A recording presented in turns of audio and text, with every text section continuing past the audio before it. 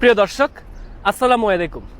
নবীজি হযরত মুহাম্মদ সাল্লাল্লাহু আলাইহি ওয়াসাল্লামের হাত ধরে যখন ইসলাম পূর্ণতা পাওয়া শুরু করছে, উনার হাতে প্রতিষ্ঠিত সর্বপ্রথম যে মসজিদ, সেই মসজিদে কুবার সামনে থেকে আপনাদের সকলকে স্বাগত জানাচ্ছি। আমি এখন যেখানটাতে আছি, আপনি যদি পাশ দিয়ে দেখেন, অনেক মানুষজন কিন্তু এখানে ছবি তুলছে।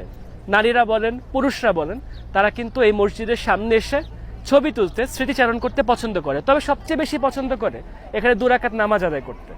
আপনি যদি পূর্ণাঙ্গভাবে আপনার ঘর থেকে যদি পবিত্র হয়ে, মতান্তরে বলা হয় আপনি সরাসরি অজু করে এসে যদি এখানে 2 রাকাত নামাজ আদায় করেন, ধরে নেওয়া হয় যে এটা হচ্ছে আপনাকে একটা ওমরার সমপরিমাণ সোয়াব দিবে। তাই প্রচুর পরিমাণে মুসলমান এই মসজিদে এসে অন্তত 2 রাকাত নামাজ পড়ার কথা চিন্তা করে।